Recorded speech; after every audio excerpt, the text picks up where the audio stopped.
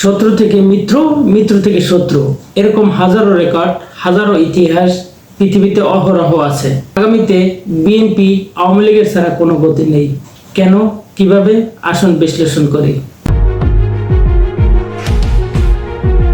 বাংলাদেশের রাজনীতিবিদরা অহরহ একটা কথাই শুধু বলেন, রাজনীতিতে শেষ কথা বলতে কিছু নেই। এই কথা বলার অবশ্যই কোনো কারণ আছে। আমার ধারণা এর অন্যতম কারণ, বাংলাদেশের ম্যাক্সিমাম রাজনীতিবিদরা কথা দিয়ে কথা রাখতে পারেন না, অথবা কথা কাজে মিল থাকে না।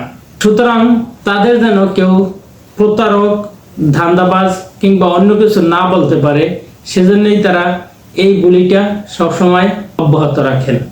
ধরুন, আমরা যে হারে এনসিপির কথা বাদই দেন, জামাতের যেভাবে উত্থান দেখছি, তাতে তো বিএনপি ভীত সম্ভ্রান্ত। বিশেষ করে ডাকসু নির্বাচন ও জাহাঙ্গীরনগর বিশ্ববিদ্যালয়ের নির্বাচন তাদের চোখে আঙ্গুল দিয়ে দেখিয়েছে। তারা যে কনফিডেন্স ছিল, তাদের যে আত্মবিশ্বাস ছিল, তাদের যে ধ্যান ধারণা ছিল, তা হিতে বিপরীত হয়ে গেল। দেখুন, ডাকসুতে শিবিরের প্রার্থীরা বিজয় লাভ করার পরে তারা একের পর এক চমক দিয়ে যাচ্ছে। আমার তো ধারণা তারা যেভাবে চমক দিয়ে যাচ্ছে তা যদি অব্যাহত থাকে, ডাকসু কিংবা জাহাঙ্গীরনগর বিশ্ববিদ্যালয় কিংবা অন্যান্য বিশ্ববিদ্যালয় শিবিরের হাত থেকে কেউ কোনোদিন এই স্থান ছিনিয়ে নিতে পারবে না।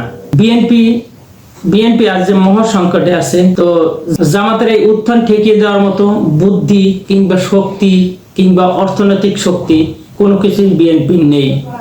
সুতরাং বিএনপি অস্তিত্ব সংকটে পড়ে গেছে এবং তারা অচিরেই হয়তো বিলীন হয়ে যাবে। কিন্তু কেউ তো বিলীন হতে চায় না, কারো অস্তিত্ব সংকটে পড়ুক তা তো কেউই চায় না।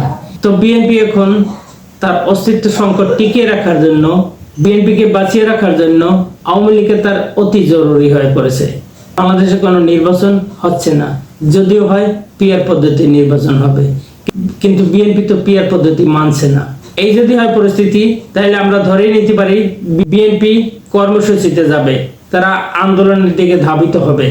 আর আন্দোলনে তাদের টিকে থাকতে হলে, আন্দোলনে সফলতা অর্জন করতে হলে আওয়ামী লীগের বিকল্প কিছুই নেই। বিএনপির এখন যে পরিস্থিতি, এখন যে শক্তি, তারা কোনোভাবেই এই প্রশাসন কিংবা জামাতের উপর কোনোভাবেই পেরে উঠবে না।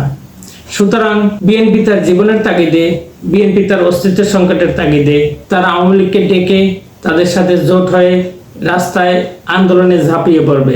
এছাড়া তাদের আর বিকল্প কোনো অপশন নেই। আপনারা দেখেছেন, নিউ ইয়র্কে মির্জা ফখরুল ইসলাম সাহেব তার কিছু ইঙ্গিত বহন করেছে। তিনি কলকাতার একটি পত্রিকার সাক্ষাৎকারে তিনি বলেছেন তারা আওয়ামী লীগকে ও জাতীয় পার্টিকে নির্বাচনে চায়। কিন্তু আমাদের এখন দেখার অপেক্ষা তারা কোন দিন আওয়ামী লীগকে আমন্ত্রণ জানায় এবং আন্দোলনের জন্য তারা প্রস্তুতি গ্রহণ করে। তাই অচিরেই আপনারা দেখতে চলছেন আরেকটি অভ্যুত্থান, আরেকটি বিপ্লব, আরেকটি গণ আন্দোলন। দর্শক, ভালো থাকবেন, আশেপাশে সবাইকে ভালো রাখবেন। আল্লাহ হাফেজ।